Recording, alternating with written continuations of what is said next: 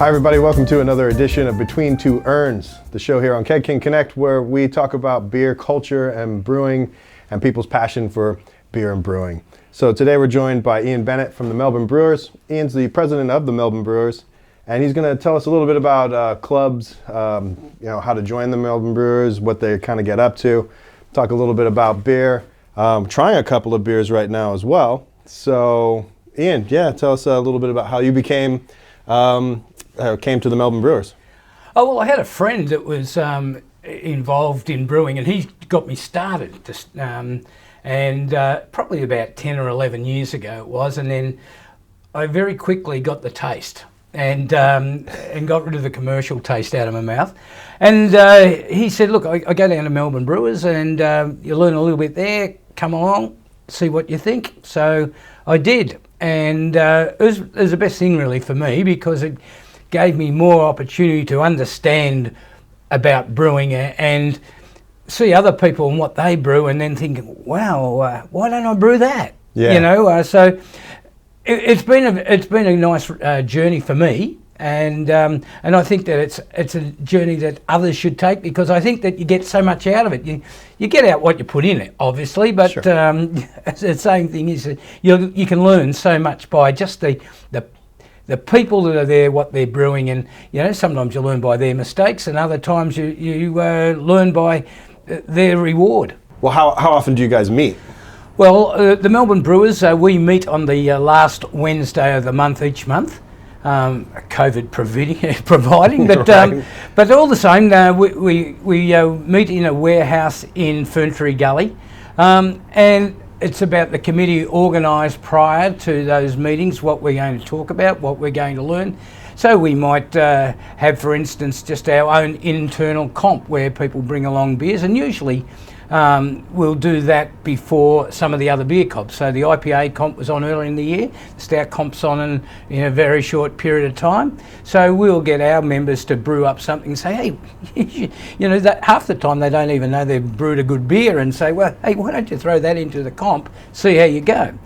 So that's sort of what we do. We have off beer nights, so taint the beers with different problems that beers can have, and see if we can pick them out and what to remedy it with, and why it caused it, for instance. Okay, that's very useful. Yeah. So that's always useful. Of course, we have we're a social really group. That's what it's about. So earlier in the year we'll go camping and brew up a Steinbrewed beer. So tell me a bit about this stuff, because this is actually what I'm drinking right now is the Steinbrewed beer, and its depth of flavors is pretty impressive. So how did this come to be? What you're drinking there is a black rye IPA, and what we do is that we go camping, and then we get a whole lot of logs, and from that we build a big fire, and we do have a piece of equipment that we put the boil on, and we stoke that up and get it up to mash temperature, and just brew like a brew in the bag situation. So is the mash tun is being heated by fire, or are you? By fire. Yeah, okay. Fire, and then once we've gone through that process, the boil's the interesting part, because what we do is we get hot rocks, because they've been thrown in the fire, usually bluestone, and we grab those out with tongs, and then we put them into the wort, and it fizzes up. And what it does, it caramelizes a lot of the malts. Yeah, okay. And sometimes you get some of the smokiness about the fire. So I mean, I don't know what you taste in that, but definitely there's smoke. Definitely, and it's a really nice dry, assertive bitterness, but still like there's still quite a full mouthfeel to it. A little, I wouldn't say like medium full mouthfeel. Yeah. But is it some of this color is coming from scorching the wort? Yeah, with hot rocks. Yeah, some of that's doing that. Brings out the colour. It's a dark beer anyway. This is a beer that I would brew at home. Often they say in Steinbrewed, you don't do IPAs because it just sucks out some of the goodness that you're used to. Okay. Where you're looking at some of the rich German lager type beers or stouts or something with malt content rather than hop content into the beer. This one's got a bit of both. So like Stein beer, different to its own kind of style, but you can choose any style. It's any style. It's any style. It's just the way you brew it. Just the technique. So like whether you brew at home on a Guten, or whether you use a brew in the bag, or whether you've got a 3-tier system. This is the way we brew. This is with hot rocks. Okay. And that's what, and it's the fizz and the scorching and the bubbling up of the wort that really aerates it as well. So this is a very ancient, traditional way of doing things. Back before we had, gas power and steam powered breweries and stuff like that, we had rock powered breweries, I suppose. Hot rock powered brewery. Well, the one thing you won't find out camping is electricity. Yeah. So we've got to brew a beer. We brew this beer. We usually get 2 brewed for our dinner that we have later on in the year. So where we have a number of different beers to taste, and of course this gets the ball rolling in February by brewing something for our dinner. So first of all, we have the boiler with a big flue and the pots on top. So that's getting the wort up to temperature to start with, and we have a good fire underneath it all to get the rock, or to get rocks hot. And then of course they're only bluestone pitchers, so you need to get the tongs to because that fire is very hot. So they go in with the tongs and they come out with the tongs. And of course then we need a little basket that we put that rock on so that we can lower it into the wort. Are you going to be taking this out later on too? Yeah, because as soon as it cools down, after it stops fizzing up, then you need to take it out. So it's just on a little basket, sits in there for a short period of time and boils away. So efficient way of doing things with a hot fire. Then maybe it beats the gas and electricity. I don't know. What do you reckon, Daniel? Yeah, nice. And it's a really complex beer. It's really nice. Your competition is Beer Fest. Tell me a little bit about how Beer Fest is run. Well, Beer Fest is the oldest competition running in Melbourne. Started off many years ago, Melbourne Brewers, and we have a certain range of categories that people can enter their beers in. We try to keep away from making the mainstays of what other clubs do, like as we said, the IPA. There used to be Belgium, and also the stout. So we that's not our focus. So it's in February, so it's the start of the year. It gives brewers a chance over Christmas to be brewing things for Beer Fest. Our competition, we have over 200 entries in that competition, which is quite big, and it's about getting feedback for your beer, and that's what that's really about. And it's nice if you can pick up a prize along the way, like you've done that. I did. I got a second place in American Porter. This was 2018 or 19. Yeah, you haven't. I noticed you haven't been back since. No. But then again, COVID. So we'll just push COVID under the bus all the time now. But what it does, it brings us as a club together as well, and we end up with other clubs helping and providing people to judge or steward, and which is a good feel good for our club and for other people. So the brewing community are pretty good in that they like to help each other out if they can. Yeah, I have definitely found that. All right, so we actually just poured another beer really quick. One of Ian's here. It's a Riz.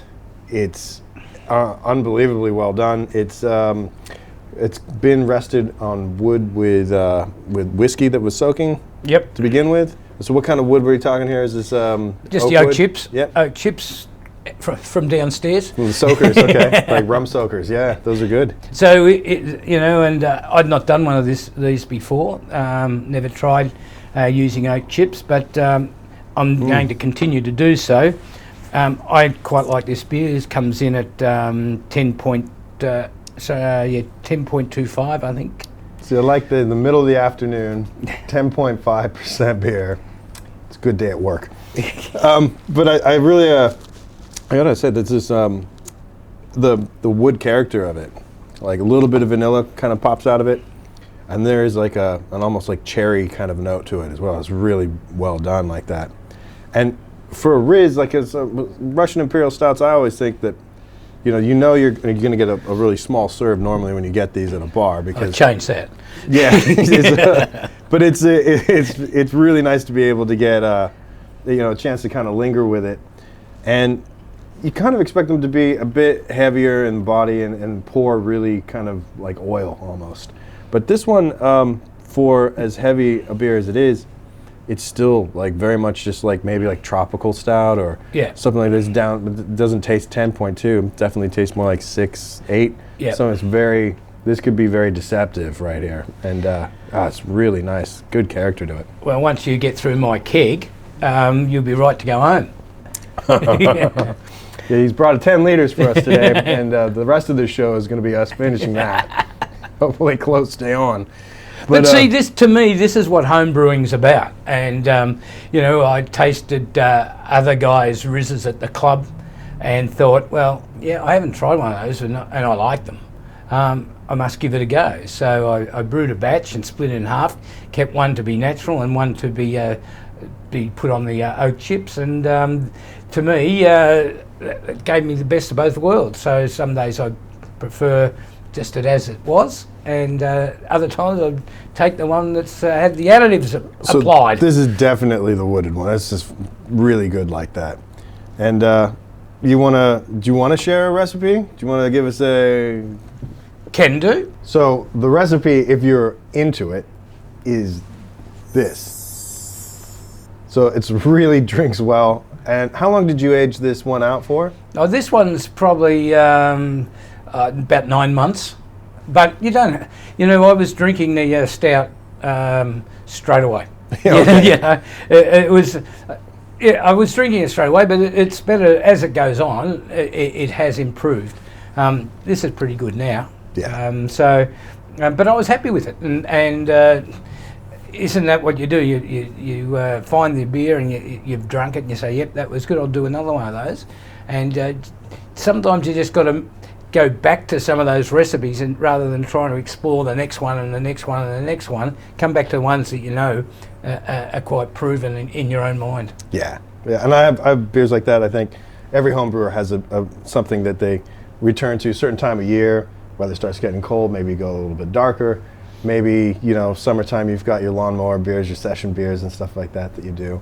But we all kind of nail something that we always have on tap. And this is one of the things I love about home brewing, is that ability to create something that's uniquely yours, and that when other people start to dig it too, they know, well, I go to your place, I can maybe try some of this, and you'll probably have something even newer and more special as well. But that one beer that you do, people look forward to that, and I love that about this. Is being able to use the creativity of brewing to create something special, and you can't get that at the store. No, you can't, not at all. And it's really about brewing to your own taste, and then trying to improve on that. And sometimes your tastes change, because I've brewed a couple of ales, American style ales that I thought were really good 8 years ago, and I go back to it and think, nah, just an ordinary beer. Yeah, okay. And I mean, it's good, but my taste changed. I want more hop, whatever it is, and just go about it in that way. Yeah. Now, there's constantly new ingredients coming out, and here at Keg King we're going to have some new grains, some probably different hop varieties coming out pretty soon as well, to be able to offer our brewers.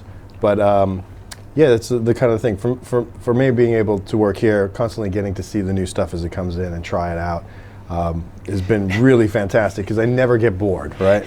Well, I reckon you're in the right. I mean, most home brewers would love to take your job, because they love to see that, tinker with this or tinker with that, or change this or change that, or the malts and the different malts that come up, and you can try them. We rely on people like you, though, to tell us how good those different things are. Everything's good here. All of it.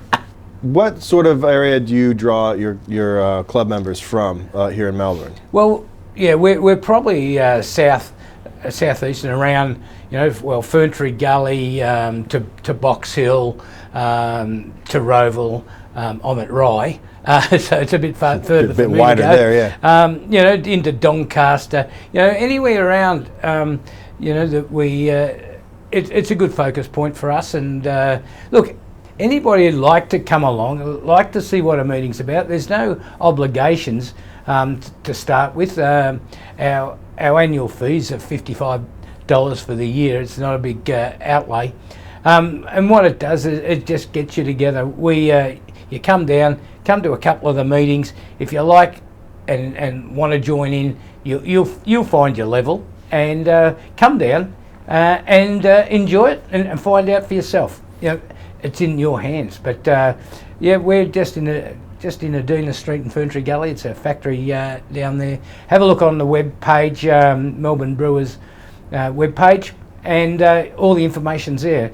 The funny thing is that with the clubs and with homebrewing, one of the things that might kind of blow your mind is that there's millions of homebrewers worldwide, and it's really a small percentage of them that actually take advantage of the community of joining a brew club.